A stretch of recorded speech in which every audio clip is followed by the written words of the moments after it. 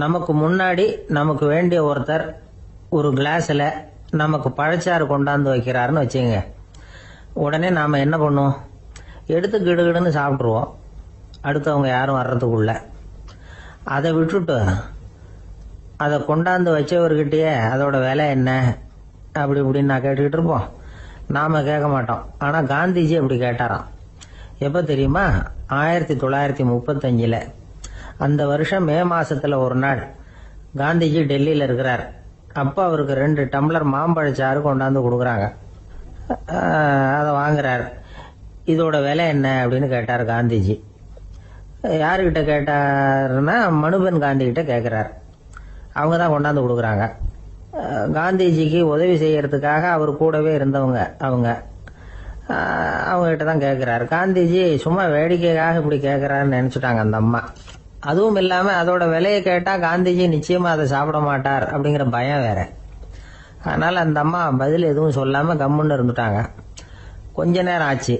அந்த பழச்சாறு வச்ச இடத்துல அப்படியே இருக்குது. வச்ச இடத்துல வச்சபடியே இருக்குது. காந்திஜி அதை சாப்பிடவே இல்லை. மனுபென் காந்தி பார்த்தாங்க. மெதுவாக காந்திஜி கிட்ட போய் அதை சாப்பிடுங்களேன் அப்படின்னாங்க. பழச்சாறு விலை என்னன்னு கேட்டேன். அதுக்கு பதில் இல்லை. அது முதல் தப்பு. பதிலை எதிர்பார்த்திருந்தும் அதை பற்றி விசாரிக்கல. அது 2வது தப்பு. இப்படி 2 தப்புகளை பண்ணிவிட்டு என்கிட்ட வந்து இதை சாப்பிடுங்கன்னு சொன்னால் அது எப்படி அப்படின்னு கேட்டாராம் காந்திஜி. மனுபென் காந்தி என்ன சொல்றதுன்னு தெரியாமல் திகைச்சு போய் நின்றுக்கிட்டு இருந்தாங்க. காந்திஜி தொடர்ந்து சொன்னாராம். இப்போ என் முன்னாடி வச்சிருக்கிற இந்த பழச்சாறு விலை சுமாராக ஒரு ₹1/2 இருக்கும். அது அந்த காலத்து மதிப்பு. இந்த பழச்சாறு இல்லாமல் கூட என்னால் இருக்க முடியும். ஆனால் அவசியமான பொருள்களை வாங்கறதுக்கு கூட சக்தி இல்லாத மக்கள் இந்த நாட்டில் நிறைய பேர் இருக்கிறாங்க. அப்படி இருக்கிறப்போ எனக்கு என்னத்துக்கு இந்த விலை உயர்ந்த பானம்? இதை இப்போ நான் சாப்பிட்டா என் உடம்பு வேணும்னா ஆரோக்கியமாகலாம், ஆனால் என் மனசு அமைதி அடையாது. எனக்கு என்னுடைய உடல் ஆரோக்கியத்தை விட மன ஆரோக்கியம்தான் முக்கியம். அதனால் இதை நான் சாப்பிட மாட்டேன், எடுத்துகிட்டு போயிடு அப்படின்னாராம். அந்த சமயத்தில் ஒரு அகதி பொண்ணு 2 குழந்தைகளோட காந்திஜியை பார்க்கறதுக்காக வந்தது. வணக்கம் சொல்லிச்சு. காந்திஜி உடனே தனக்கு முன்னாடி இருந்த பழச்சாற்றை எடுத்து அந்த பொண்ணுகிட்டையும் குழந்தைகள்கிட்டையும் கொடுத்து சாப்பிட சொன்னார். அவங்க அதை வாங்கி ரொம்ப சந்தோஷத்தோடு சாப்பிட்டாங்களாம். அதை பார்த்த காந்திஜி முகத்தில் ஒரு புன்னகை, ஒரு பரவசம், ஒரு திருப்தி. அவர் மனசு நிறைஞ்சி இருந்தது. அப்போ அவர் சொன்னாராம், ஆண்டவன் எனக்கு எப்பவும் சரியான சமயத்தில் கை கொடுப்பாருங்கிறது அதுக்கு இதுதான் அத்தாட்சி. நான் ஒரு இக்கட்டான சூழ்நிலையில் இருக்கிறப்ப கூட கடவுளின் கருணையால் அந்த சூழ்நிலை என்னை பாதிக்கலை. என் கூட இவ்வளவு நாள் பழகியும் கூட இங்கே இருக்கிறவங்க எனக்கு அதிக விலையுள்ள பழரசத்தை கொடுத்தாங்க. ஆனால் சரியான நேரத்தில் அதை சாப்பிட வேண்டியவங்களை என்கிட்ட அனுப்பி வச்சு என்னை சந்தோஷப்படுத்தினார் கடவுள். அவருக்கு நன்றி அப்படின்னாராம் மகாத்மா காந்தி. உடல் ஆரோக்கியத்தை விட மன ஆரோக்கியம்தான் எனக்கு முக்கியம்னு சொன்னார் பாருங்க. அதை நாம் எல்லாரும் மனப்பூர்வமாக இன்னைக்கு சிந்திச்சு பார்க்கணும். இந்த காலத்தில் எல்லாரும் அப்படியா நினைக்கிறாங்க? எனக்கு தெரிஞ்ச ஒருத்தர் இருந்தார். தினமும் காலையில் ஒரு காஃபி சாப்பிட உட்கார்ற நேரத்தில் பக்கத்து வீட்டுக்காரர் வந்து சேருவார் கரெக்டாக. உடனே அவரும் தனக்குன்னு வந்திருக்கிற காப்பியை எடுத்து மனப்பூர்வமாக பக்கத்து வீட்டுக்காரர்கிட்ட கொடுத்துருவார். அதுக்கப்புறம் அவருக்காக வேற காப்பி போட்டு கொண்டாந்து கொடுத்தாலும் வேண்டான்னு சொல்லிடுவார். ஆண்டவனா பார்த்து சரியான நேரத்தில் அவரை எங்கள் வீட்டுக்கு தினமும் அனுப்பி வைக்கிறார் அப்படிம்பார். ஏன் அப்படி சொல்கிறீங்க அப்படின்னு கேட்டோம் ஒரு நாள். அதுக்கு அவர் சொல்கிறார், எனக்கு என்னோட உடல் ஆரோக்கியம்தான் முக்கியம். இதை கடவுள் புரிஞ்சுக்கிட்டு எங்கள் வீட்டு காப்பியை சாப்பிட்றதுக்கு தினமும் அடுத்த வீட்டுக்காரனை அனுப்பி வைக்கிறார் அப்படின்னார். ஐயா, என்னுடைய நூல் வெளியீட்டு விழாவுக்கு அவசியம் நீங்கள் வரணும் அப்படின்னு கூப்பிட்டார் ஒருத்தர். எப்போ வரணும்னு கேட்டேன். அடுத்த வாரம்னார். சரி, புத்தகம் தயாராகிட்டுதா அப்படின்னு. நாளைக்கு தான் அச்சிக்க கொடுக்க போறேன்னார். என்னங்க இது, புத்தகம் அச்சிடுறதுக்கு முன்னாடியே அழைப்புதழை வந்து அச்சடிச்சு விட்டீங்களே அப்படின்னு கேட்டேன். அதனால என்னங்க, அந்த காலம் மாதிரி அப்போல்லாம் அச்சுக்கலை வந்து எவ்வளவோ முன்னேறியாச்சுங்க. Linotype, monotype, phototype, laser, இப்படி என்னென்னமோ வந்தாச்சு. இன்னைக்கு கொடுத்தா நாளைக்கே புத்தகம் தயார் அப்படின்னார். இப்படி இந்த அளவுக்கு முன்னேறி இருக்கிற இந்த அச்சுக்கலை ஆரம்பத்தில் எப்படி இருந்தது தெரியுமா? அந்த காலத்துல காகிதம்னா என்னன்னே தெரியாது. அப்படி ஒன்று கண்டுபிடிக்கப்படவே இல்லை. அப்போ அப்பெல்லாம் எதையாவது ஒண்ணு எழுதணும்னா அதுக்கு ஆட்டு தோலை தான் பயன்படுத்தி இருக்கிறாங்க. கண்ணுக்குட்டி தோல் கூட அதுக்கு உபயோகப்பட்டுதான். ஐரோப்பாவில் இருந்த பாதிரியார்கள் தோல்ல எழுதப்பட்ட புத்தகத்தை தயாரிக்கிறதுல ரொம்ப கெட்டிக்காரங்களாம். எகிப்து, அப்புறம் மத்திய தரைக்கடல் ஓரத்துல உள்ள நாடுகள், இங்க எல்லாம் தோல் தான் எழுது பொருளா பயன்பட்டு வந்திருக்குது. ஆனா நம்ம நாட்டுல ஓலைச்சுவடிகளை எழுத்துக்கு பயன்படுத்தி இருக்கிறாங்க. எழுதுறதுக்கு தோலை பயன்படுத்தினவங்க பிறகு பேப்பரைஸ் அப்படிங்கிற கோரை புல்ல அதுக்கு பயன்படுத்தினாங்களாம். இதெல்லாம் அப்படி கொஞ்சம் கொஞ்சமா கண்டுபிடிச்சிட்டு வந்திருக்கிறாங்க. அந்த புல்லை கச்சிதமா நறுக்க வேண்டியது, நல்லா பதப்படுத்த வேண்டியது, அதுக்கப்புறம் அதுல எழுத வேண்டியது, அவ்வளவுதான்.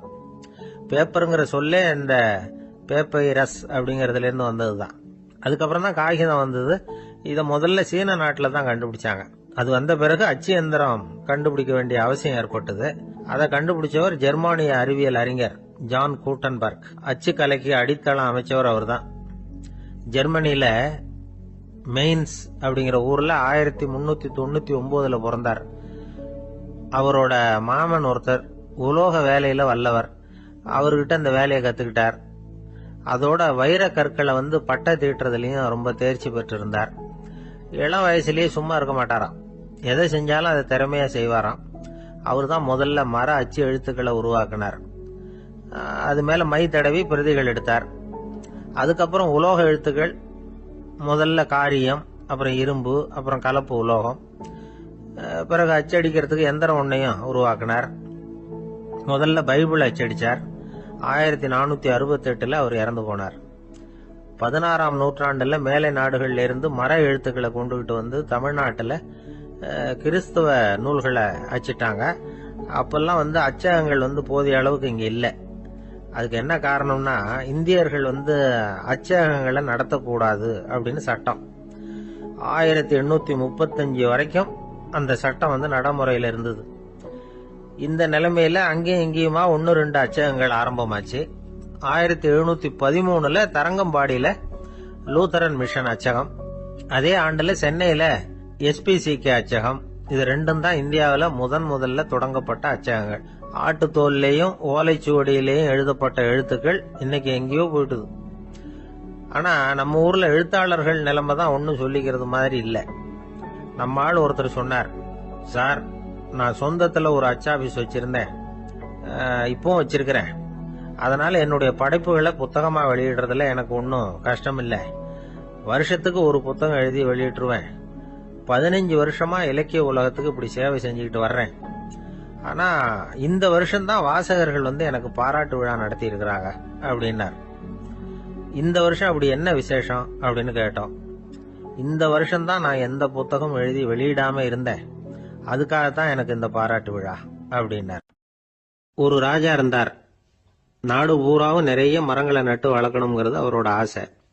தானே அதுக்கு முன்மாதிரியா இருக்கணும்னு நினைச்சார். அரண்மனையை சுத்தி மரங்களை நட்டு வளர்த்தார். இத பார்த்துட்டு ஜனங்களும் அவங்கவுங்க வீட்டை சுத்தி மரக்கன்றுகளை நட்டு வளர்த்தாங்க. கொஞ்ச காலத்துல ஊரு பூரா பசுமையா மாறிச்சு. எல்லாருக்கும் சந்தோஷமா இருந்தது. இது ஒரு பக்கம் இருக்கட்டும். இப்ப நான் சொல்ல போற கதை வேற. அதாவது அந்த ராஜா ஒரு நாள் தன்னுடைய அரண்மனைய சுத்தி இருக்கிற விதவிதமான மரங்களை எல்லாம் போய் பார்த்தார். எப்படி இருக்கிறீங்க அப்படின்னு ஒவ்வொரு மரத்துக்கிட்டையும் விசாரிச்சாராம். எந்த மரமும் சந்தோஷமா இருக்கிறதா தெரியல. அதுக்கும் மனசுல ஒரு குறை. முதல்ல ஆலமரத்துக்கிட்ட போனார். அது சொல்லிச்சு, மண்ணா நான் நல்லா பெருசா வளர்ந்துருக்கிறேன், அடர்த்தியா இருக்கிறேன், கிளையெல்லாம் 4 பக்கமும் நல்லா படர்ந்துதான் இருக்குது, இருந்தாலும் எந்த பிரயோஜனமும் இருக்கிறதா தெரியல எனக்கு. என்னுடைய பழம்லாம் ரொம்ப சின்னதா இருக்குது, என் கண்ணுக்கு சரியா புறப்பட மாட்டேங்குது. நான் இருக்கிற சைஸுக்கு என்னுடைய கிளையில இருக்கிற பழம்லாம் எவ்வளவு பெருசா இருக்கணும், அது இத்தனூண்டு இருக்கிறது எனக்கு பெரிய அவமானமா இருக்கு. இப்படி இங்க நின்றுகிட்டு இருக்கிறதே ரொம்ப கூச்சமா இருக்கு. ஒரு நல்ல புயல் வந்ததுன்னா பேசாம சாஞ்சு விடலாமான்னு பாக்குறேன் அப்படின்னு புலம்புது ஆலமரம். சரி இருக்கட்டும்னு நினைச்சுக்கிட்டு ராஜா அடுத்தபடியா ஒரு அத்தி மரத்துக்கிட்ட போனார். அதுவும் புலம்ப ஆரம்பிச்சுட்டுது. நான் கூட பெரிய மரம் தான், இல்ல இலையெல்லாம் அழகா தான் இருக்குது, பழம் அழகா இருக்குது, இருந்தாலும் உள்ள விஷயம் இல்லையே. அத்தி பழத்தை புட்டு பார்த்தா அத்தனையும் சொத்த அப்படின்னு பழமொழியே உண்டாயிட்டுத. இப்படி ஒரு கெட்ட பேரோட நான் இருக்கணுமா அப்படின்னு புலம்புது அது. சரி இது இருக்கட்டும் அப்படின்னு சொல்லி அடுத்தபடியா வேப்ப மரத்துக்கிட்ட போனார். அது தன்னுடைய வேதனையை வெளியிட்டது.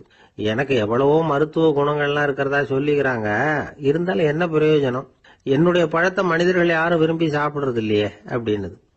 ராஜா அடுத்தாப்புல இருந்து ஒரு பனை மரத்துக்கிட்ட போனார். நான் நல்லா உயரமா தான் வளர்ந்துருக்கிறேன், மற்ற மரங்கள்லாம் என்னை வந்து அண்ணாந்து தான் பார்க்கணும், இருந்தாலும் என்கிட்ட நிழலுக்காக யாரும் வந்து ஒதுங்கறது இல்லையே அப்படின்னது. என்ன இது எல்லா மரமும் இப்படி திருப்தி இல்லாம இருந்துகிட்டு இருக்குதே அப்படின்னு நினைச்சுக்கிட்டே ராஜா அடுத்தபடியா அங்க இருந்த ஒரு பைன் மரத்துக்கிட்ட போனார். அழகா உயரமா பசுமையா தான் இருந்தது, ஆனா பழமோ பூவோ கிடையாது. அதை நினைச்சு அது வருத்தப்பட்டுக்கிட்டு இருக்குது. ஓக் மரம் அது ஒன்று நின்றுட்டு இருந்தது. அது என்ன சொல்லிச்சுன்னா, இலையுதிர் காலத்துல என் மேல இருக்கிற எல்லா இலைகளும் உதிர்ந்து போடுது, முடி கொட்டின மனிதர்கள் மாதிரி மொட்டையா நான் நிக்க வேண்டி இருக்குது, என்ன வாழ்க்கை இது அப்படின்னு சொல்லி அழுத்துக்கிட்டது. சரி புளிய மரம் என்ன சொல்லுது பாப்போம்னு அதுகிட்ட போனா, என்னுடைய நிழல்ல யாருமே தங்க மாட்டாங்க, உடம்புக்கு சூடுன்னு ஒதுங்கி போயிடுவாங்க, அடிமரத்தை பாத்தீங்கன்னா பட்டையெல்லாம் உறிஞ்சி பாக்குறதுக்கே கேவலமா இருப்பேன் அப்படின்னுது அது. முருங்கை மரம் என்ன சொல்லிச்சு தெரியுமா, என்னுடைய இலை காயெல்லாம் சாப்பிட்றவங்களுக்கு சத்து கொடுக்கறது வாசம் தான், ஆனா என் உடம்புல சத்தே கிடையாது, கொஞ்சம் வேகமா காத்து அடிச்சதுன்னா முறிஞ்சு விழுந்துடுறேன், என்ன வாழ்க்கை இது அப்படின்னு சொல்லி அது வருத்தப்பட்டது. ராஜா யோசனை பண்ணார், என்ன இது மரங்கள் வந்து பூமியின் வரங்கள்னு சொல்றோம், மழை பெய்யறதுக்கு அதுதான் காரணம், பூமி செழிப்பா இருக்கிறதுக்கும் அதுதான் காரணம், வீடு கட்டுறதுக்கு மரம், நாற்காலி செய்ய உபயோகப்படுத்துறதுக்கும் அதுதான் உபயோகப்படுது, மனுஷனுக்கு வேண்டிய ஆகாரங்களையும் கொடுக்குது, இப்படியெல்லாம் இருந்தும் எல்லா மரமும் நிம்மதி இல்லாம இருந்துகிட்டு இருக்குதே அப்படின்னு நினைச்சார். அப்போ அங்க இருந்த ஒரு மகிழ மரம் அவர் கண்ணுல பட்டது. அந்த மரம் மட்டும் கொஞ்சம் நிம்மதியா மகிழ்ச்சியா இருக்கிறது மாதிரி தெரிஞ்சுது. உடனே ராஜா அதுகிட்ட போனார்.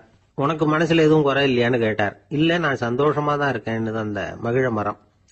அப்படியான்னு ஆச்சரியமா கேட்டார் ராஜா. ஆமா மன்னா, இந்த இடத்துல நீங்க ஒரு முருங்கை மரத்தையோ வேப்ப மரத்தையோ கூட நட்டிருக்கலாம், ஆனா இந்த இடத்துல நடுறதுக்கு என்ன தேர்ந்தெடுத்திருக்கிறீங்க, அதுவே எனக்கு பெருமை, அதுவே எனக்கு திருப்தி அப்படின்னு தான் மகிழ மரம். மகிழ மரம் சாதாரணமா தான் இருக்கும், இளம் மஞ்சள் நிறத்துல பூக்கள், அது காய்ந்தும் மனம் வீசும். மகிழ மரம் மாதிரி மன திருப்தியோட வாழறதுக்கு நாம கத்துக்கணுமா. நாம இந்த உலகத்துல ஒரு நாயாவோ நரியாவோ கூட பிறந்திருக்கலாம், மனுஷனா பிறந்திருக்கிறோம், அதுவே பெருமை தானே. இந்த நிறைவு தான் மகிழ்ச்சியின் ரகசியம். ஒரு பையன் அப்பா கிட்ட போய், அப்பா நீங்க இந்த உலகத்துல ஒரு மனுஷனா பிறந்தது என்னோட அதிர்ஷ்டம் நானா. ஏண்டா அப்படி சொல்றேன்னு இருக்காரு அப்பா.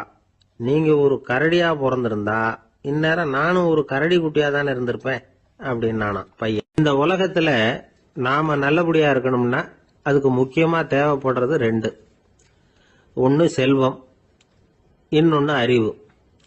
சரி, இது ரெண்டுல சிறந்தது எது அப்படின்னு ஒரு கேள்வி கேட்டா என்ன பதில் சொல்றது? இதே கேள்விய ஹஸ்ரத் அலி அவர்கள் கிட்ட கேட்டாங்களாம். அவர் ஒரு பெரிய அறிஞர். கேள்வி கேட்டவங்களும் சாதாரண ஆட்கள் இல்லை, இவங்களும் அறிஞர்கள். ஒரு நாள் ஹஸ்ரத் அலி அவர்கள்கிட்ட 10 அறிஞர்கள் வந்தாங்களாம். ஐயா, நாங்க 10 பேரும் உங்ககிட்ட ஒரே கேள்வியை தான் கேட்க வந்திருக்கிறோம், ஆனா எங்க 10 பேருக்கும் நீங்க தனித்தனியா பதில் சொல்ல முடியுமா அப்படின்னு கேட்டிருக்காங்க. அதாவது அவங்க ஒரே கேள்விக்கு இவர்கிட்ட இருந்து 10 விதமான பதில் எதிர்பார்க்கறாங்க. சரி கேளுங்க, என்ன கேள்வி அப்படின்னாரு அவர். அப்பதான் அவங்க கேட்டாங்களாம், செல்வம் அறிவு இது ரெண்டுல சிறந்தது எது, இதுதான் கேள்வி. ஹஸ்ரத் அலி என்ன பண்ணார் தெரியுமா, அவங்கள ஒவ்வொருத்தரா கூப்பிட்டார், ஒவ்வொரு விதமான பதில சொல்லி அனுப்புனார். முதல்ல ஒருத்தரை கூப்பிட்டார், சொன்னார், அறிவுங்கிறது தீர்க்க தரிசிகள், ஞானிகள், மகான்கள் இவங்களோட பரம்பரை சொத்து, ஆனா செல்வம்ங்கிறது கொடுங்கோலரின் ஆயுதம், அதனால அறிவு தான் சிறந்தது அப்படின்னார். 2வது ஆளை கூப்பிட்டார், உங்ககிட்ட செல்வம் இருந்தா நீங்க தான் அதை காப்பாற்றணும், ஆனா அறிவு வந்து உங்களை எப்பவும் காப்பாற்றும், ஆகவே அறிவு தான் சிறந்தது அப்படின்னார்.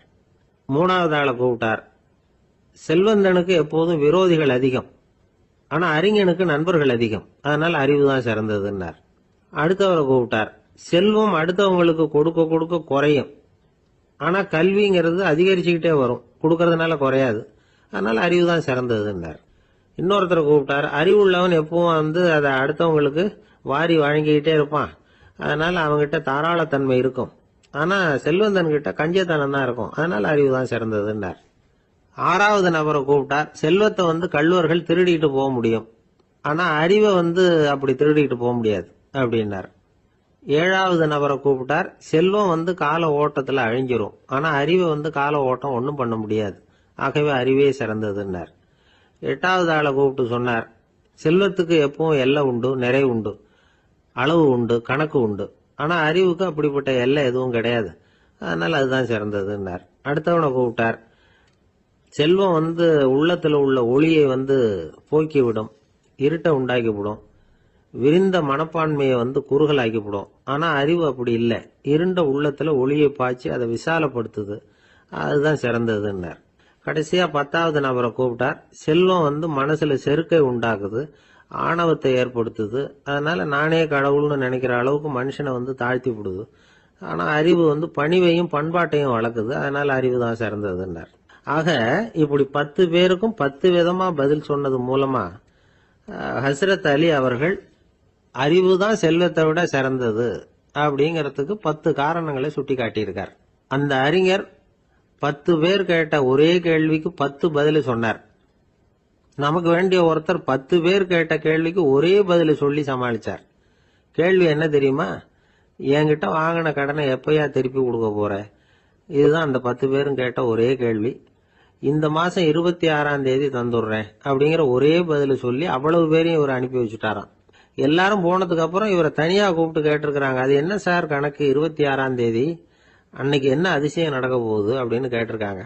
அதிசயம் அன்னைக்கு இல்ல, அதுக்கு முத நாளே நடக்க போகுதுன்னாராம். விவரமா சொல்லுங்கன்னு இருக்காங்க. வேற ஒண்ணும் இல்லைங்க, 26ஆம் தேதி தானே எல்லாரையும் வர சொல்லி இருக்கிறேன், அதுக்கு முத நாளே நான் புறப்பட்டு தலைமறைவாயிட போறேன் அப்படின்னாராம் ரொம்ப பெருமையா. ஒரு பெரிய காடு, அந்த காட்டுக்கு மத்தியில ஒரு ஆசிரமம். அங்க ஒரு முனிவர் இருந்தார். பல இடங்கள்ல இருந்து வர்ற குழந்தைகளுக்கு அவர் பாடம் சொல்லி கொடுத்துட்டு இருக்கிறார். ஏழை பணக்காரர் அப்படிங்கிற வித்தியாசம்லாம் கிடையாதுங்க. எல்லாரும் அவர்கிட்ட தங்கள் பிள்ளைகளை அனுப்பி வச்சாங்க. மன்னர்களுடைய பிள்ளைங்க கூட அங்க அவர்கிட்ட தான் படிக்கிறதுக்கு வருவாங்க. ஆனா அந்த முனிவரை பொறுத்த வரைக்கும் எல்லா பிள்ளைங்களும் ஒண்ணுதான். இது யார் வீட்டு பிள்ளைன்னு எல்லாம் பார்க்க மாட்டார், எல்லாரும் சமம். மாணவர்கள்லாம் அங்கேயே மாச கணக்குல வருஷ கணக்குல தங்கி இருந்து பாடம் கத்துக்கிட்டு போறது வழக்கம்.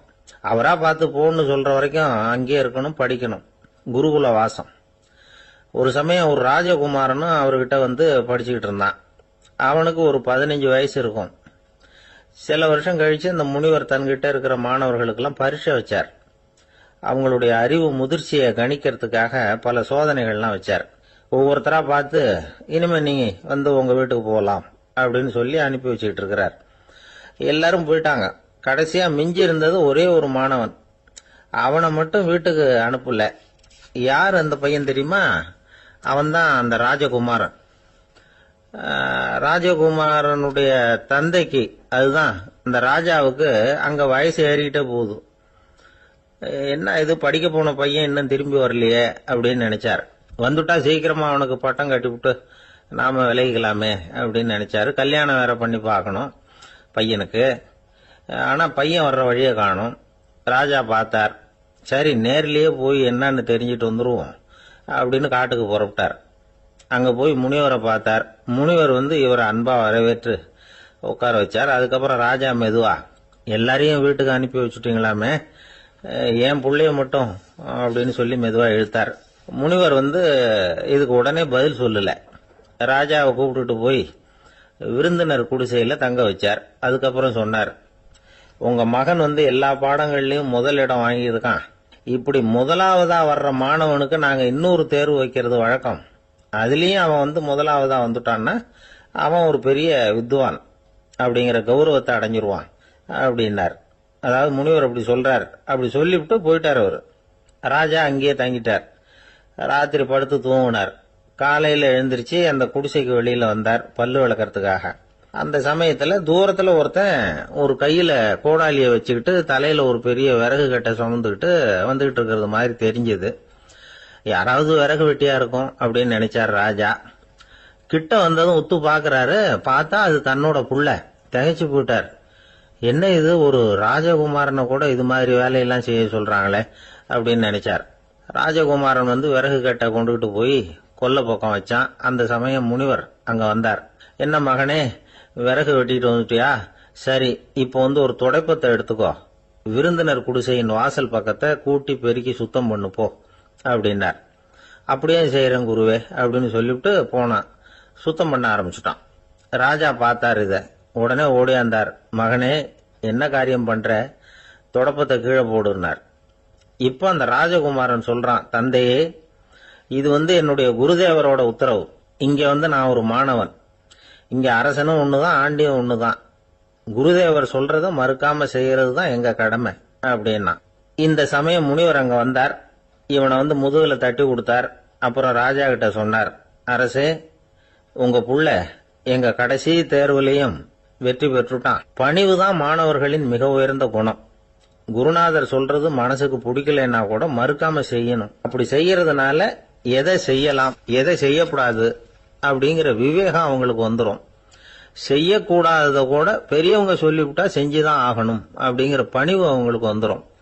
இந்த குணம் வந்துட்டுதுன்னா அவங்க எத்தனை கடினமான வேலையா இருந்தா கூட ரொம்ப சுலபமா செஞ்சு முடிச்சிருவாங்க. தூக்கத்திலேயும் அப்புறம் துக்கத்திலேயும் தோண்டு போட மாட்டாங்க. இந்த பணிவும் விவேகமும் அவங்க கிட்ட மன உறுதியை ஏற்படுத்தும். அந்த உறுதி உங்க பையனுக்கு வந்தாச்சு. இனிமே அவனை நீங்க அழைச்சிட்டு போகலாம். அவன் நிச்சயமா பேரும் புகழும் பெறுவான் அப்படின்னாரு. ராஜா அவரை பார்த்து, குருதேவா, புரிஞ்சுக்கிட்டேன், என்னை மன்னிக்கணும் அப்படின்னாரு. அதுக்கப்புறம் மகனை அழைச்சிக்கிட்டு நாட்டுக்கு திரும்பி வந்துட்டார். இந்த கதைய இன்று ஒரு தகவல்ல சொல்லுங்க சார், உங்க நிகழ்ச்சியில சொல்லுங்க சார் அப்படின்னு சொல்லி மாணவர்கள் கேட்டா பணிவா இருக்கிறது எப்படி அப்படிங்கறத புரிஞ்சுக்குவாங்க அப்படின்னு சொன்னார் ஒருத்தர்.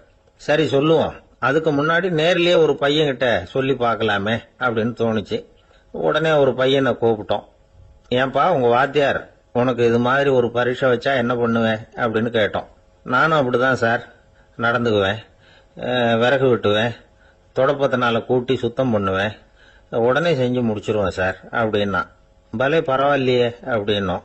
ஆமா சார், அப்படி செஞ்சாதானே வீட்டுக்கு அனுப்புவார், இல்லைன்னா இன்னொரு வருஷம் இங்கே இருந்து படின்னு சொல்லி விடுவாரு, அதனால அப்படி செய்வேன் அப்படிங்கிறான் அந்த பையன். காலை நேரம், கடற்கரை ஓரம், காலை வீசிக்கிட்டு கையை வீசிக்கிட்டு ஏதோ சண்டைக்கு போற சிப்பாய் மாதிரி எல்லாரும் நடந்து போயிட்டு இருக்கிறாங்க. நடைப்பயிற்சி. அதுல நமக்கு தெரிஞ்ச ஒருத்தர் எதிரில் வந்தார் ரொம்ப வேகமா. என்ன சார் வாக்கிங்க அப்படின்னு கேட்டோம். அவரால் ஆமாம்னு பதில் சொல்ல முடியல, அவ்வளவு கஷ்டம். மூச்சு விடுறதுக்கே வாயை திறந்து திறந்து மூடிட்டு இருக்கிறார். எங்க பேசுறது? கொஞ்சம் நின்று நிதானிச்சு மூச்சு விட்டுட்டு அதுக்கப்புறம் சொன்னார் ஆமா அப்படின்னு. என்ன சார் இவ்வளவு வேகம்னு? உங்க பேச்சை கேட்டுட்டு தான் சார் நடக்க ஆரம்பிச்சோம். நீங்க தான் அடிக்கடி சொல்லிட்டு இருந்தீங்க நடக்கிறது நல்லதுன்னு. அன்னையிலேருந்து ஆரம்பிச்சுட்டேன், ஆனால் ரொம்ப கஷ்டமா இருக்குது சார். இப்ப பாருங்க, உங்ககிட்ட சுலபமா பேசக்கூட முடியல, மூச்சு வாங்குது, உடம்பு கூட வலிக்கிறது மாதிரி இருக்கு அப்படின்னு அவர் பாட்டுக்கு பேச ஆரம்பிச்சுட்டார். உங்களை யாரு சார் இவ்வளவு வேகமா நடக்க சொன்னது? வேகத்தை குறைங்க, மெதுவா நடங்க அப்படின்னோம். நீங்க நடக்கிறதுனால என்னென்ன சௌகரியம்னு அன்னைக்கு சொன்னீங்களே தவிர சௌகரியமா நடக்கிறது எப்படின்னு சொல்லலையே அப்படின்னாரு அவர். இன்னமும் லேசா மூச்சு வாங்கிட்டே சொன்னா கூட இவர் சொல்றதுலயும் ஒரு நியாயம் இருக்கு. அதனால இந்த நடைப்பயிற்சி பண்றவங்க கவனிக்க வேண்டிய சில முக்கியமான குறிப்புகள் இருக்கு. அது என்னென்னங்கிறத அவங்க தெரிஞ்சுக்கணும். அது தெரிஞ்சு வச்சுக்கிறது நல்லது. இதெல்லாம் மருத்துவ நிபுணர்கள் சொல்ற குறிப்புகள். அவங்க என்ன சொல்றாங்க தெரியுமா? உங்க வயசு 40க்கு மேலையா? உங்க எடை இருக்க வேண்டியதை விட 10 கிலோ அதிகமா இருக்குதா? நீங்க புகை பிடிக்கிறவரா? இதய நோய், ரத்த நாள நோய், உயர் ரத்த அழுத்தம் இப்படி ஏதாவது உங்களுக்கு உண்டா? அப்படின்னா நீங்க உங்க இஷ்டத்துக்கு வரிஞ்சு கட்டிக்கிட்டு நடைப்பயிற்சி பண்ண ஆரம்பிச்சிடாதீங்க. முதல்ல ஒரு மருத்துவ பரிசோதனை பண்ணிக்கோங்க, அதுதான் நல்லது அப்படின்னு அவங்க சொல்றாங்க. நடக்கிறப்போ, உடற்பயிற்சி செய்யறப்போ மார்பு பகுதியில அல்லது வேற எங்கேயாவது தொடர்ந்து வலி இருந்ததுன்னா பயிற்சியை நிறுத்தி விட்டு டாக்டரை போய் பார்க்கணும். நடைப்பயிற்சி பண்றப்போ உங்க சக்திக்கு தகுந்த மாதிரி மெதுவா அதிக கஷ்டம் இல்லாம முன்னேறலாம். அங்க என்ன போட்டியா வைக்கிறாங்க? முந்திட்டு போய் என்ன பண்ண போறோம்? பரிசா வாங்க போறோம். அதனால நிதானம் அவசியம் அப்படிங்கறது அவங்க ஆலோசனை. தொந்தரவு கொடுக்காத ஷூ, டிரெஸ் இதுகளை உபயோகப்படுத்துங்க. பாதத்துல ஆடு தசை இருக்குல்ல, அங்க ஏதாவது பிரச்சனை இருந்ததுன்னா டாக்டரை பாருங்க. இந்த பாதத்துல வலி வரும் அந்த இடத்துல. வெயில் காலமா இருந்தா தலைக்கு தொப்பி வச்சுக்கோங்க. பனியில நடந்தாலும் அப்படித்தான், தலையை பத்திரமா பாத்துக்குங்க. நம்ம கிட்ட ஏதோ கொஞ்சம் உருப்படியா தெரியறது அதுதானே. உடற்பயிற்சிக்கு முன்னாடி பின்னாடி பயிற்சி செய்யறப்போ நிறைய தண்ணி குடிக்கலாமா. முதல் 1 மாசத்துக்கு கொஞ்சம் தளர்த்தியா சாவகாசமா நடக்கலாம். மணிக்கு 3 அல்லது 4 கிலோமீட்டர் வேகம்னு வச்சுங்களேன். அதுக்கப்புறம் வேகத்தை அதிகப்படுத்தலாம். மணிக்கு 6 அல்லது 8 கிலோமீட்டர் அளவுக்கு நடக்கலாம். நல்லா கையை வீசிக்கிட்டு நடக்கணும். மூச்சு விடுற எண்ணிக்கை அதிகரிக்கணும். இது மாதிரி ஒரு 30 நிமிஷம் நடக்கலாம். தனியா நடந்து போறதுக்கு உங்களுக்கு என்னமோ மாதிரி இருக்குதா? கூட யாரையாவது சேர்த்துக்குங்க, ஒரு குரூப்பா சேர்ந்து போகலாம். நடக்கிறதுங்கிறத ஒரு சந்தோஷமான சமாச்சாரமா ஆக்கிக்கணும். தினம் இப்படி நடக்க வேண்டி இருக்குதே அப்படின்னு புலம்பிக்கிட்டே போகக்கூடாது. சில பேர் நடக்கிறப்போ கடந்த காலத்தை ஆசை போட்டுக்கிட்டே போவாங்க, சில பேர் வருங்காலத்தை ஆசை போட்டுக்கிட்டே போவாங்க, சில பேர் முக்கியமான திட்டம்லாம் இப்படி நடக்கிறப்ப தான் தீர்மானம் பண்ணுவாங்க. நடக்கிறதுனால மன இறுக்கம் குறையுது, பரபரப்பு குறையுது, மன ஆற்றல் பெருகுது, தன்னம்பிக்கை வளருது, முதுமை தள்ளி போகுது, செயல்திறன் அதிகரிக்குது. இதை தவிர உடம்புக்கும் பல விதமான சௌகரியங்கள் ஏற்படுது. அதனால இதுவரைக்கும் நடக்க ஆரம்பிக்காதவங்க இனிமே இந்த குறிப்புகளை கவனத்தில் வச்சுக்கிட்டு நடக்க ஆரம்பிச்சுடலாம். சார்லஸ் லேம்ப் அப்படின்னு ஆங்கில இலக்கிய மேதை ஒருத்தர், அவர் ஒரு தரம் உடம்பு சரியில்லைன்னு டாக்டர் கிட்ட போனாராம். டாக்டர் அவரை பார்த்துட்டு, நீங்க தினமும் காலையில வெறும் வயத்துல நடக்கணும் அப்படின்னாராம். வெறும் வயத்துல நடக்கிறதுக்கு நான் தயார், ஆனா வயிறு கிடைக்கணுமே சார், யார் வயத்து மேல நடக்கிறது டாக்டர் அப்படின்னு கேட்டாராம் இவர். ஒரு நண்பர் யாருக்கோ போன் பண்ணிட்டு இருந்தார். அவர் பேசி முடிச்சதும் நான் அவரை பார்த்து, இப்போ போன் பண்ணீங்களே அந்த போன் நம்பர் என்ன அப்படின்னு கேட்டேன். அவரு தலையை சொரிஞ்சுக்கிட்டார், ஞாபகம் வரலன்னார். சரி சார் அதை விடுங்க, உங்க மனைவி பேர் என்ன அப்படின்னு கேட்டேன். மாலதின்னார். என்ன சார் இது வேடிக்கை, கொஞ்ச நேரத்துக்கு முன்னாடி பேசின போன் நம்பர் மறந்து போச்சு, எப்பவோ கல்யாணம் பண்ணிக்கிட்ட மனைவி பேர் மறக்கல, அதை கரெக்டா சொல்லிவிட்டீங்களே அப்படின்னு கேட்டேன். அவரு என்ன ஒரு மாதிரியா பார்த்தார். அவரு அப்படி என்ன பார்த்ததுல ஒன்றும் தப்பு இல்லை, ஏன்னா நாம எல்லாருமே அப்படித்தானே, ஒரு குறிப்பிட்ட காரியத்துக்காக தொலைபேசியில ஒருத்தட்ட பேசுறோம், அதுக்கப்புறம் அந்த எண் நமக்கு அனாவசியம், அதனால மறந்துடுறோம். இதுக்கு பேர் தான் தற்காலிக ஞாபகம். ஆனா மனைவி பேரை மறந்துட முடியுமா? முடியாது. அது அவசியமான ஒண்ணு. அடிக்கடி அந்த பேரை உபயோகப்படுத்துறோம், அதனாலேயும் அது முக்கியங்கிறதுனாலேயும் அதை மறக்கிறது இல்லை. இதுக்கு பேரு நிரந்தர ஞாபகம். சரி, இந்த தற்காலிக ஞாபகம், நிரந்தர ஞாபகம், இது ரெண்டு ஞாபக அளவுகளையும் கட்டுப்படுத்துறது எது அப்படின்னா மூளைக்குள்ள நடக்கிற மின்சார நடவடிக்கைகள் தான். தற்காலிக ஞாபகம் ஒரு மின்னல் மாதிரி தோன்றி மறையுது, நிரந்தர ஞாபகம் ஒரு படிவம் போல மூளையில படிஞ்சுடுது. ஒரு சம்பவத்தின் பல பிரதிகள் மூளையில பல்வேறு பகுதிகளிலேயும் படியறதுனால ஒன்னு மறைஞ்சாலும் மறந்தாலும் இன்னொன்னு மறையறதில்ல. இப்படிப்பட்ட நிலைமையில தான் இந்த தொண்டையில இருக்கு, வாயில வரமாட்டேங்குது சார் அப்படிமா. ஒருத்தருக்கு எந்த துறையில ஆர்வமும் ஈடுபாடும் அதிகமோ அது சம்பந்தமான ஞாபக சக்தி அதிகமா இருக்கும். தொழிலை விரும்புகிற ஒரு டெலிபோன் ஆபரேட்டருக்கு எண்கள்லாம் நல்ல ஞாபகம் இருக்கும். அது மாதிரி கவிஞர்களுக்கு வார்த்தைகள் நல்ல ஞாபகத்தில் இருக்கும். இது ஒரு பக்கம் இருந்தாலும் ஒரு மூளை எண்களை விட எழுத்துக்களை விட படங்களை ரொம்ப சுலபமா ஞாபகத்துல வச்சுக்குது. புரிஞ்சுக்கிற தன்மை, அனுபவம், புத்தி கூர்மை இது கூடி குறையறத பொறுத்து ஞாபக சக்தியும் ஏறும் இறங்கும். இப்ப உதாரணத்துக்கு ஒரு பையனுக்கு படிச்சது எதுவும் ஞாபகத்துல இல்லைன்னா அவன் அதை சரியா புரிஞ்சுக்கலன்னு அர்த்தம். இந்த மறதிங்கிறது எந்த சமயத்துல ஒரு பிரச்சனை ஆகுது தெரியுமா?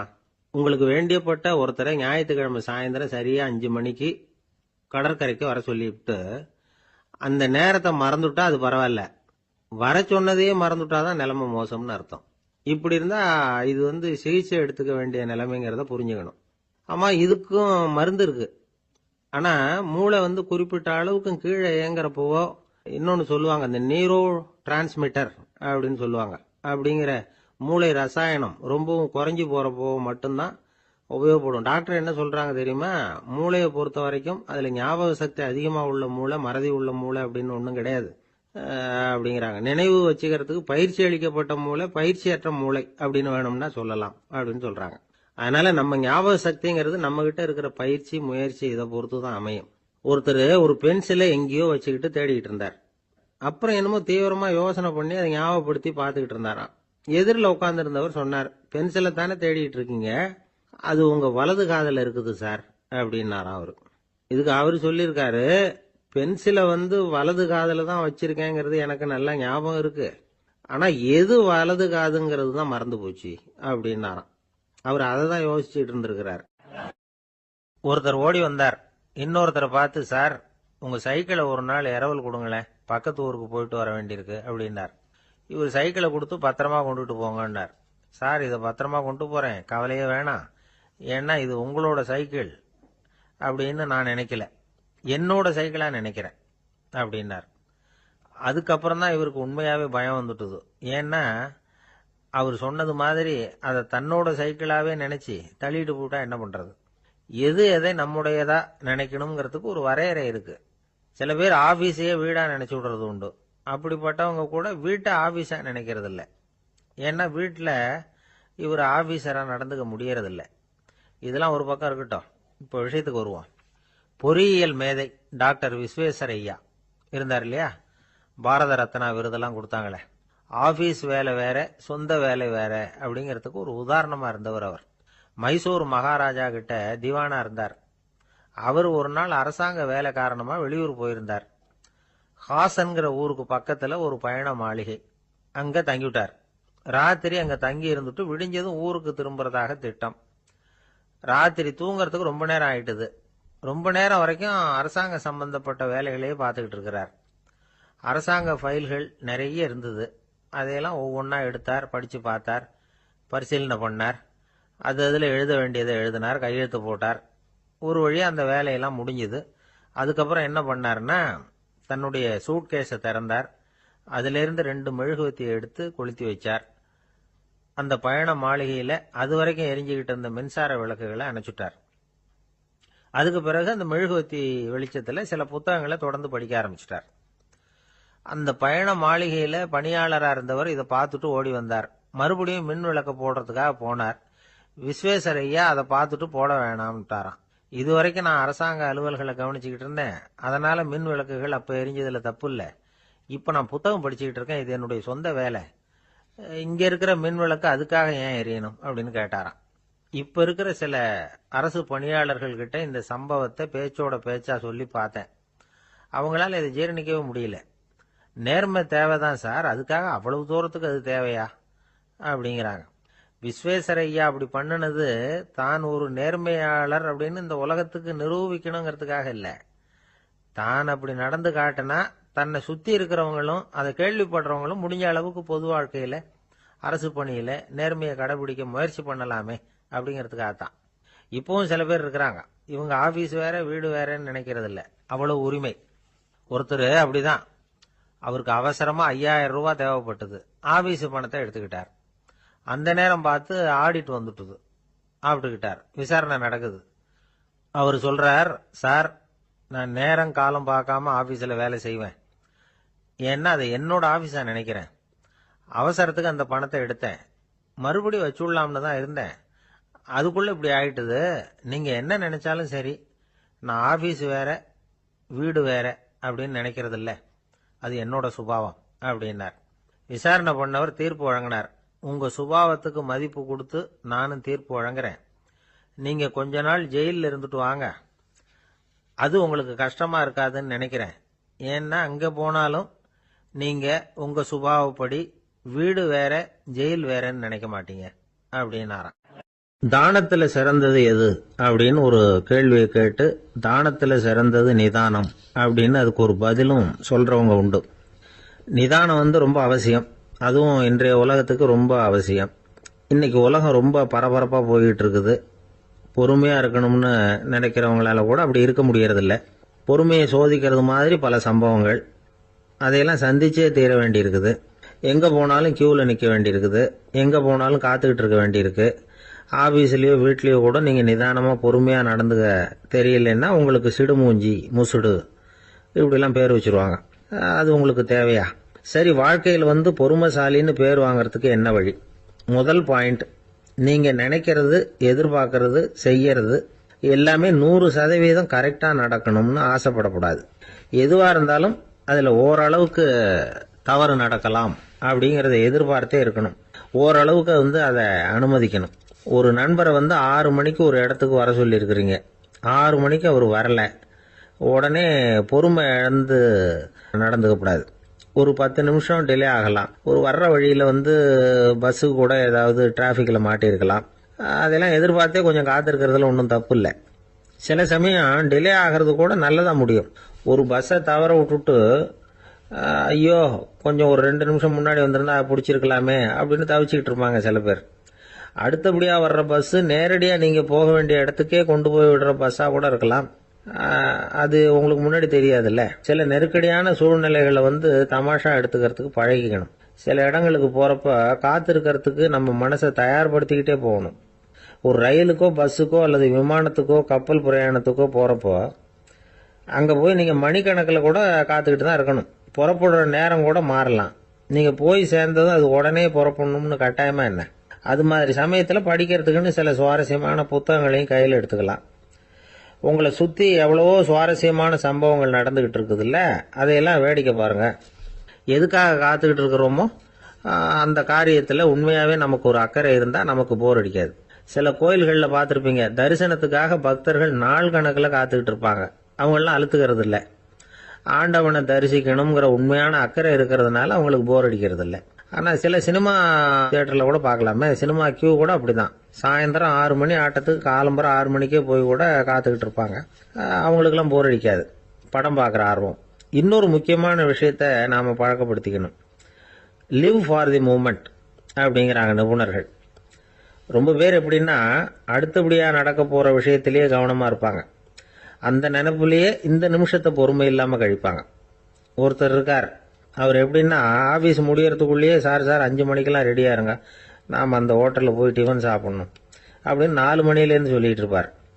4:55 பரபரப்பாக ஓடி வருவார். 2 பேரும் புறப்படுவோம், ஹோட்டலுக்கு போவோம், சாப்பிட்டுக்கிட்டு இருப்போம்.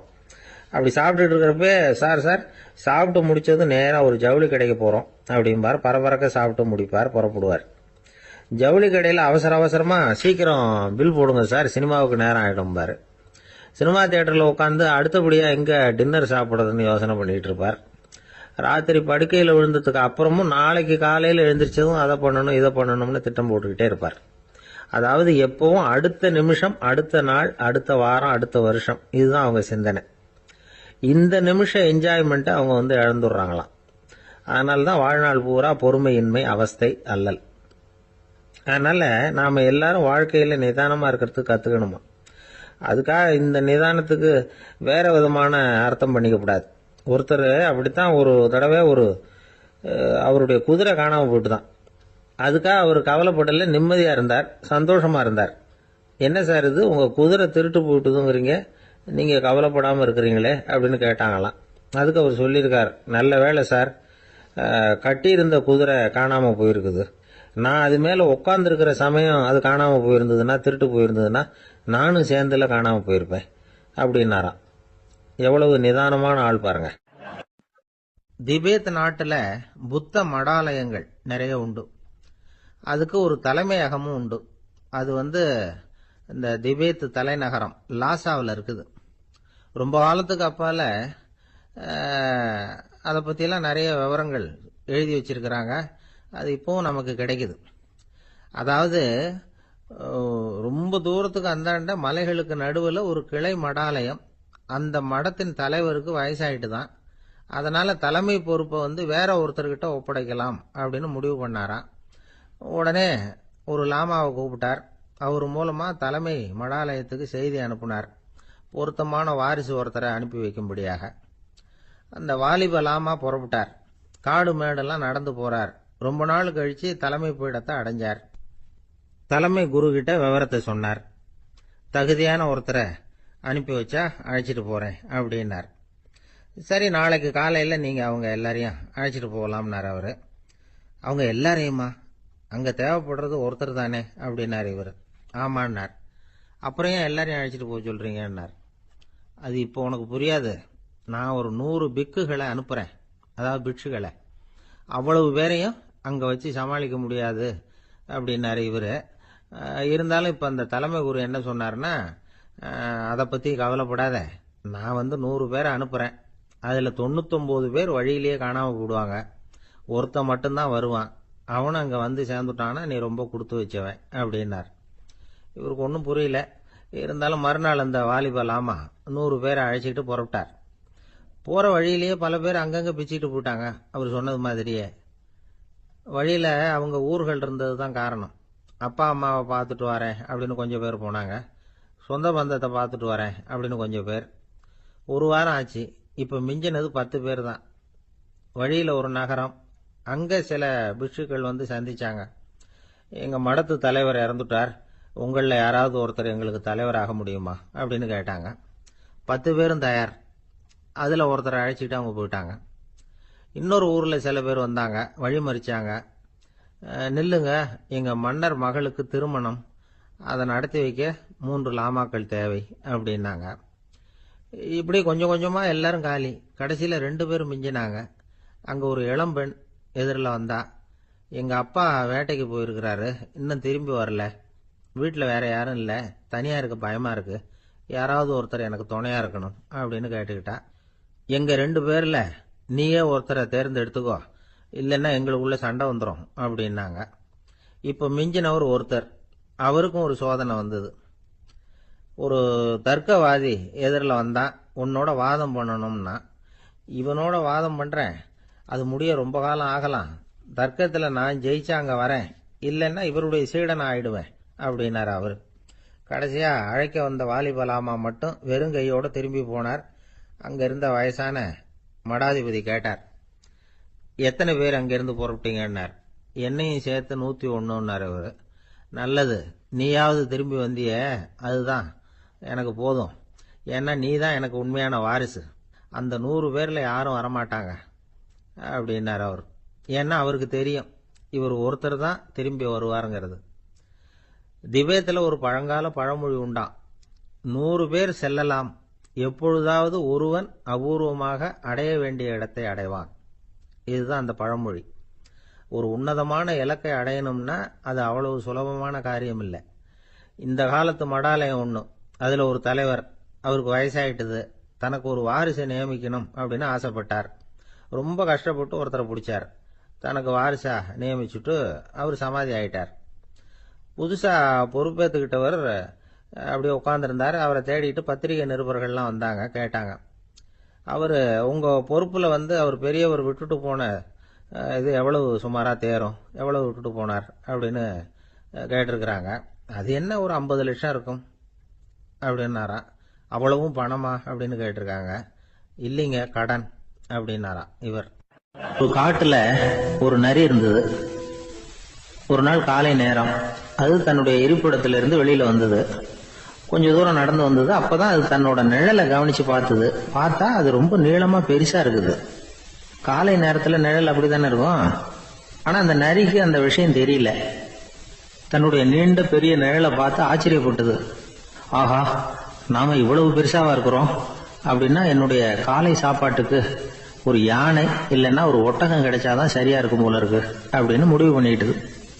உடனே ஒரு யானை அல்லது ஒட்டகத்தை தேடி அலைஞ்சது, எங்க கிடைக்கும்னு.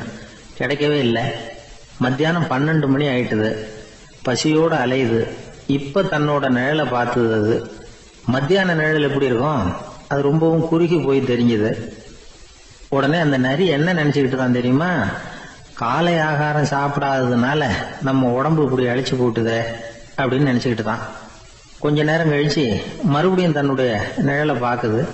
அது இன்னமும் குறுகி போய் காலடியிலேயே வந்துட்டுது. அதுக்கு பயமா போயிடுது. ஐயோ, இன்னும் கொஞ்ச நேரத்துல நாம இறந்துருவோம் போல இருக்க, இப்ப என்ன செய்யறது? இந்த சமயத்துல ஒரு எறும்பு கிடைச்சா கூட போதும், அதை நம்ம காலை ஆகாரமா நினைச்சு சாப்பிட்டு விடலாமே அப்படின்னு நினைச்சுதான். நம்முடைய நிழல் கூட நம்மள மாதிரியே தான் அடிக்கடி மாறிக்கிட்டே தான் இருக்குது. அது எப்பவும் ஒரே மாதிரி இருக்கிறது இல்ல. மனிதனுக்கு ஏற்படுகிற தன்முனைப்பு இருக்கு பாருங்க, ஈகோ, அது கூட ஒரு நிழல் மாதிரி தானா. அப்படி நினைக்க ஆரம்பிச்சுட்டா அதனால ஏதும் பிரச்சனை வராதான். தன்முனைப்பை நிழல் போலவே ஏற்றுக்கொள்ளுங்கள் அப்படிங்கிறது பெரியவங்க கருத்து. ஒரு காரியத்தை வெற்றிகரமா நல்ல விதமா செஞ்சு முடிக்கிறோம்னு வச்சுக்கோங்க, அந்த சமயத்துல ஒரு வித நுட்பமான தற்பெருமை நமக்குள்ள உண்டாகுது. இது இயற்கையானது, அதனால இது மேல பற்று வைக்கக்கூடாது. அப்படி வைக்க ஆரம்பிச்சுட்டா அந்த தற்பெருமை ஒரு நிரந்தர விருந்தாளியா நம்ம கிட்ட தங்கிக்கும். நம்ம நிழல் எப்படின்னு பாருங்க, நாம நடக்கும் பொழுது நம்ம பின்னாடியே வரும். தன்முனைப்பையும் அப்படியே நினைச்சுக்குங்க. நிழல் யாருக்கும் எந்த பிரச்சனையையும் உண்டாக்குறது இல்லை. ஆனா அந்த நிழலை கண்டே நாம பயப்பட ஆரம்பிச்சுட்டா நாம எதுலயும் வெற்றி காண முடியாது. நிழலோட சண்டை போடக்கூடாது. அது மாதிரி தன்முனைப்போடவும் நாம சண்டை போட வேண்டியதில்லை. இல்லாத ஒன்றோடு சண்டை போடுறது எப்படின்னா, அது இருட்டோட சண்டை போடுறது மாதிரி. நாம நிழல் கிடையாது, நம்ம கிட்ட இருக்கிற தன்முனைப்பு ஒரு நிழல். நம்ம நிழலையும் நமக்கு சமமா பாக்குறோம் பாருங்க, அங்கதான் சிக்கலே ஆரம்பம். இப்போ நாம நடந்து போயிட்டு இருக்கிறோம், நம்ம நிழல் தரையில விழுது. யாரோ ஒருத்தர் நம்ம நிழல் மேல காலை வச்சு நடந்து போறார். உடனே அவர்கிட்ட சண்டைக்கா போறோம், ஏண்டா என் நிழலை மிதிச்ச அப்படின்னு. நமக்கு தெரியும் அது நிழல் தாங்கிறது. அவர் உங்க மேல நடக்கல, உங்களுடைய நிழல் மேலதான் நடக்கிறார். அது மாதிரி உங்க தன்முனைப்பின் மேல யாராவது நடந்தா உங்களை அவமானப்படுத்துறதா நினைக்கிறீங்க. காரணம், நாமளும் நம்ம தன்முனைப்பும் ஒண்ணுங்கிற நினைப்பு தான் காரணம், மற்றபடி வேற ஒண்ணும் கிடையாது. நம்ம நிழல் மேல நடக்கிறவர் நம்மளை காயப்படுத்துறது இல்ல. தன்முனைப்பு வேண்டாத ஒன்னாவும் பார்க்க வேண்டியதில்லை. அது இயற்கை. நிழலை உங்க முன்னாடி வைக்க வேணாம், அது உங்க பின்னாடியே இருக்கட்டும். நிழலின் நிழலாகி விடாதீர்கள், நீங்கள் நீங்களாகவே இருங்கள். இதுதான் சான்றோர் சிந்தனை. ஒரு பேருந்துல ஒரே நெரிசல். ஒருத்தர் பக்கத்துல நின்றுகிட்டு இருந்தவர்கிட்ட ரொம்ப பணிவா விசாரிச்சார், ஏன் சார் நீங்க ஏதாவது பெரிய உத்தியோகத்துல இருக்கிறீங்களா அப்படின்னாரு. அப்படிலாம் ஒண்ணும் இல்லைங்கன்னார் அவரு. அப்படின்னா வேற ஏதாவது அரசியல்ல பெரிய பதவியில் இருக்கிறீங்களா அப்படின்னு கேட்டார். அதுவும் இல்லைங்கன்னார். சரி, பணமாவது அதிகமா வச்சிருக்கீங்களா அப்படின்னு கேட்டார். அப்படிலாம் ஒன்றும் கிடையாது சார்னார் அவரு. அப்புறம் எதுக்குடா என் காலை மிதிச்சுக்கிட்டு இருக்கிற, எடுறா காலை அப்படின்னாராம். ஒரு ஆள் இருந்தான், நிறைய பணம் சம்பாதிச்சான், ஆனா செலவு பண்ண மனசு வரல, கருமி. அவன் என்ன பண்ணா, சேர்த்த பணம் பூராவையும் ஒரு மரத்தடியில புதைச்சு வச்சிருந்தான். வாரத்துக்கு ஒரு தடவை அந்த மரத்தடிக்கு வருவான், புதைச்ச இடத்த ஆவலோட பார்த்துக்கிட்டு இருப்பான், அதுக்கப்புறம் போயிடுவான். அவ்வளவுதான். ஒரு நாள் ஒரு திருடன் வந்தான், இவன் புதைச்சு வச்சிருந்ததெல்லாம் எடுத்துட்டு போட்டான். இது தெரிஞ்சு போச்சு. அந்த கருமி புலம்ப ஆரம்பிச்சுட்டான். இவன் புலம்பல கேட்டதும் அக்கம் பக்கத்துல இருந்தவங்க எல்லாம் ஓடி வந்தாங்க. என்ன விஷயம்னு விசாரிச்சாங்க. இவன் சொன்னான். ஒரு பெரியவர் கேட்டார், ஏப்பா வாரம் இந்த இடத்த பாக்குறதாக சொன்னீங்க, எப்பவாவது இதுல இருக்கிற பணத்தை எடுத்து செலவு பண்ணிருக்கியா அப்படின்னு கேட்டார். நான் அப்பப்போ அதை பாக்குறது தான் வழக்கம், அதை தொட்டதே இல்லைன்னு. சரி அப்படின்னா இப்பவும் நீ அதே மாதிரி வாரம் ஒரு தடவை இந்த இடத்த பார்த்துட்டு போகலாமே அப்படின்னாராம் அந்த பெரியவர். அதுவும் சரிதானே, எவ்வளவு காலமானாலும் அவன் அந்த பணத்தை எடுத்து செலவு பண்ண போறதில்ல. அப்படி இருக்கிறப்ப உள்ளே பணம் இருந்தாலும் ஒண்ணுதான், இல்லாம போனாலும் ஒண்ணுதான். இதுல இருந்து என்ன புரியுதுன்னா, ஒருத்தர் கிட்ட இருக்கிற பணத்தை கொண்டு அவரு பணக்காரரா ஏழையா அப்படின்னு முடிவு செய்யறது சரியில்லை. அந்த செல்வத்தை அனுபவிக்கிற திறன், பயன்படுத்துற திறன், அதை வச்சுதான் அவர் ஏழையா பணக்காரரா அப்படிங்கறத நிர்ணயம் பண்ணணும். அதுதான் சரி. செலவு பண்ண தெரியாதவன் சேகரம் பண்ணிட்டே இருக்கிறதுனால என்ன பிரயோஜனம்? தலைமுடியே இல்லாதவன் தாராளமா சீப்புகளை வாங்கி சேகரம் பண்றது மாதிரி தானே இது. சில சமயம் செலவு பண்ண நாம தயாரா இருந்தா கூட அந்த செல்வம் நமக்கு பயன்படுறதில்லை. அரேபியாவில் ஒரு நகை வியாபாரி விலை உயர்ந்த முத்துக்களை எல்லாம் அவர் வச்சு வியாபாரம் பண்ணிட்டு இருந்தார். அவர் ஒரு சமயம் ஒரு பாலைவனம் வழியா போயிட்டு இருக்கிறார் ஒட்டகத்துல. அப்போ திடீர்னு கடுமையான புயல் வீச ஆரம்பிச்சுட்டு திசை தவறி இவர் எங்கேயோ வந்துட்டார். கூட வந்தவங்களையும் காணல, எங்க போனாங்களோ தெரியல. இவர் ரொம்ப பயந்து போய் அங்கேயும் இங்கேயுமா அலைஞ்சு திரியிறார். வழியே தெரியல, பசி கடுமையாயிட்டுது. ஒட்டகத்து முதுகுல ஒரு மூட்டை இருந்தது, அதை பிரிச்சு பார்த்தார். உள்ள ஏதாவது இருக்கான்னு தேடி பாக்குறார். அது வரைக்கும் கண்ணுல தட்டுப்படாத அபூர்வமான ஒரு பை கண்ணுல போட்டது. ஆஹா, அதுல ஏதாவது சாப்பிடறதுக்கு இருக்கும் அப்படின்னு நினைச்சு ஆவலா அதை பிரிச்சு பாக்குறார். அந்த பையில விலை உயர்ந்த முத்துக்கள் நிறைய இருந்ததாம். அப்பதான் அவர் நினைச்சாராம், விலை உயர்ந்த முத்துக்கள் கூட சாப்பிடுறதுக்கு உணவாக முடியாது அப்படிங்கறத புரிஞ்சுக்கிட்டாராம். எந்த நேரத்துல எது நமக்கு தேவையோ அது நமக்கு தாராளமா கிடைக்கணும். அப்படி அது கிடைக்கிறதுக்கு நம்ம கிட்ட இருக்கிற செல்வம் பயன்படணும். அது நமக்கும் பயன்படலாம், நம்ம மூலமா அடுத்தவங்களுக்கும் பயன்படலாம். அதுதான் செல்வத்தின் பயன். ஒரு மரத்தடியில ஒருத்தன் உட்கார்ந்து அழுதுகிட்டு இருந்தான். அந்த பக்கமா வந்த இன்னொருத்தன் ஏப்பா அழுதுகிட்டு இருக்கிறேன்னு கேட்டான். இந்த இடத்துலதான் பூமிக்கு அடியில பணம் இருக்குது, புதைச்ச இடம் தெரியல, அதான் அழறேன் அப்படின்னா. நல்லா ஞாபகப்படுத்தி பாரு, எந்த இடத்துல புதைச்ச அப்படின்னு கேட்டான் இவன். அது எப்படி எனக்கு தெரியும், புதைச்சு வச்சிருக்கிறவன் நான் இல்லையே, எங்க எழுத்து விட்டுக்காரன் அப்படின்னானா இவன். ஒரு பெரியவர்கிட்ட பேசிக்கிட்டு இருந்தேன். அவரு என்கிட்ட ஒரு கேள்வி கேட்டார். திருடர்கள் எத்தனை வகை தெரியுமா உனக்கு அப்படின்னார். இதுதான் அவர் கேட்ட கேள்வி. எதுக்காக என்ன பார்த்து அந்த கேள்வி கேட்டாரு தெரியல. இருந்தாலும் நான் அவருக்கு பதில் சொன்னேன். திருடர்கள்ல எத்தனையோ வகை உண்டுங்க. கார் திருடன், சைக்கிள் திருடன், முகமூடி திருடன், எப்படி சொல்லிட்டு போலாம். இருந்தாலும் என்னுடைய சிற்றறிவுக்கு எட்டின வரையில திருடர்களை 2 வகையா பிரிக்கலாம் அப்படின்னு நினைக்கிறேன். ஒன்னு ராத்திரியில திருடுற திருடன், இன்னொருத்தன் பகல்ல திருடுற திருடன். அதாவது பகல் திருடன், ராத்திரி திருடன் அப்படின்னு பெரியவர் சிரிச்சார். என்ன சிரிக்கிறீங்களா? என்ன கள்வர்கள் 4 வகை அப்படின்னு ஆரம்பிச்சார். எப்படின்னு கேட்டேன். சாப்பாட்டுக்கு இல்லாம திருடுறாங்க பாருங்க, அது ஒரு வகையாம். சாப்பாட்டுக்கு இருந்தும் திருடுறாங்க பாருங்க, அது ஒரு வகையாம்.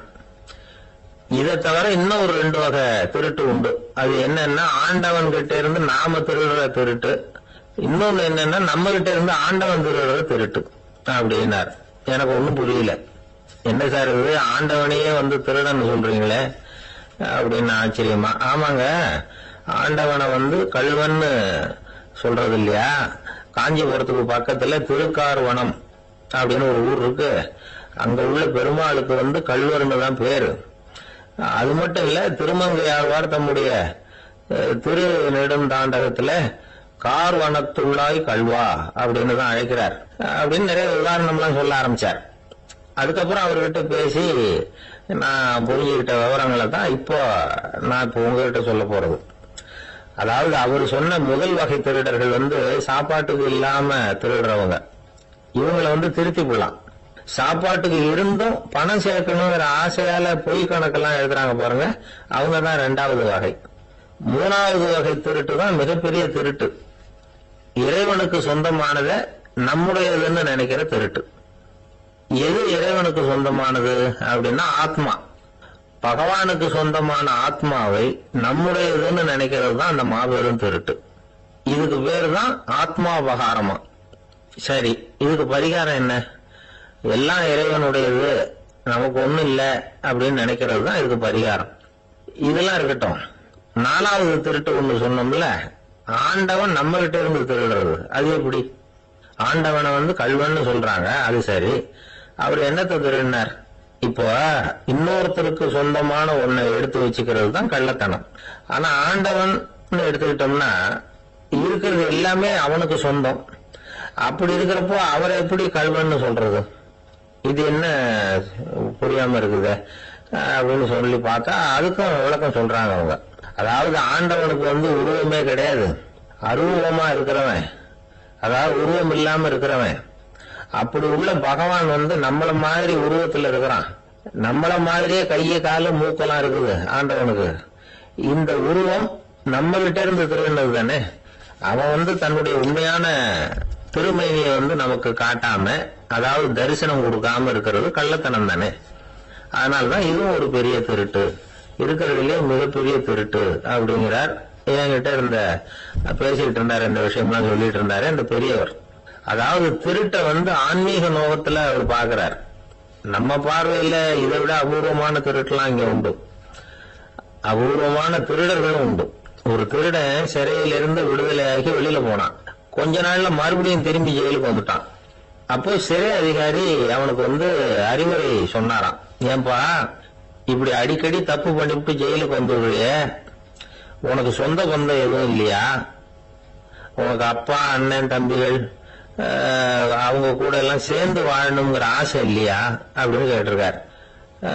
அவங்களோட சேர்ந்து வாழணுங்கிற ஆசை எனக்கு நிறைய உண்டுங்க சார் அப்படின்னு அவன். அப்புறம் எதுக்கு இப்படி ஜெயிலுக்கு வந்துடுற அப்படின்னாரான் அவரு. அவங்க எல்லாருமே இங்கதானே சார் இருக்காங்க அப்படின்னு அவன். ஒரு நண்பர் வந்தார். ரொம்பவும் இறுக்கமா உடை அணிஞ்சிருந்தார். அதாவது ஆடைக்குள்ள அவர் மாட்டிக்கிட்டு இருந்தது மாதிரி தெரிஞ்சது. ஏன் துணி குறைச்சலா எடுத்துட்டீங்களா அப்படின்னு கேட்டோம். இல்லைங்க, எனக்கு எப்பவுமே இறுக்கமா உடை அணியறது தான் பிடிக்கும் அப்படின்னாரு. ஒருத்தர் எப்படி உடை அணிகிறார் அப்படிங்கறத வச்சு அந்த ஆள் எப்படிப்பட்டவர் அப்படிங்கறத கண்டுபிடிச்சிடலாம். உடை அணிகிற விதம் ஒருத்தருடைய மனநிலையை வெளிப்படுத்துதான். இப்ப இறுக்கமான உடை அணிகிறவங்க பொதுவா மன நிம்மதி இல்லாதவங்களா இருப்பாங்களாம், கோபக்காரங்களா இருப்பாங்களாம். ரொம்ப தொலைதொலைப்பா ஆடை அணிகிறவங்க இருக்கிறாங்கல்ல, அவங்க எல்லாம் அமைதியான ஆளா இருப்பாங்களாம், சாந்தமா இருப்பாங்களாம். இவங்க எல்லாம் போராடுறதுக்கு சரியா வரமாட்டாங்களாம். இப்படி ஒரு கணிப்பு இருக்குது. அதனாலதான் போர் வீரர்களுக்கு எல்லாம் இறுக்கமான உடையை தான் கொடுக்கறது வழக்கம். ஆனா சன்னியாசிகளை பாருங்க, அவங்களுக்கு எல்லாம் ரொம்ப தொலை உடைகள் தான்.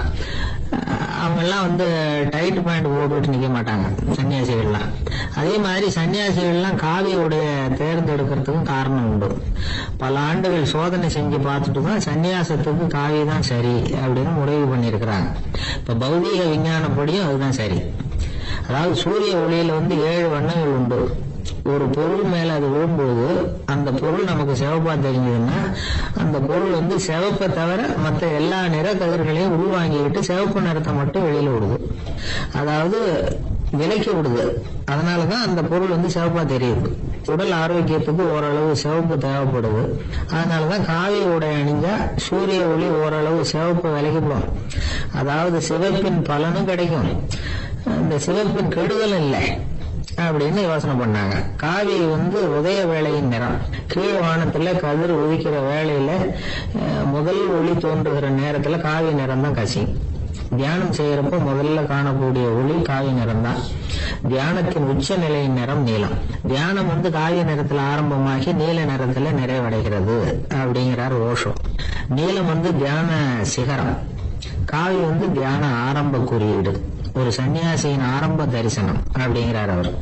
ஒருத்தர் நாள் பூரா காவி உடைய அணிஞ்சிருந்தா அந்த நிறம் வந்து அவருக்கு வந்து தியானத்தை பற்றிய நினைவை வந்து ஊட்டிக்கிட்டே இருக்கும். இப்படியே வந்து ஆடைக்கும் தியானத்துக்கும் இடையில ஒரு தொடர் ஏற்படுது. ஒரு துறவியின் உள்ளார்ந்த பண்பா அது மாறுது. கடை வீதியில ஒரு பொருள் வாங்க போறோம், அது மறந்துடக்கூடாதுங்கிறதுக்காக ஞாபகம் முடிச்சு போட்டுக்கிறோம்.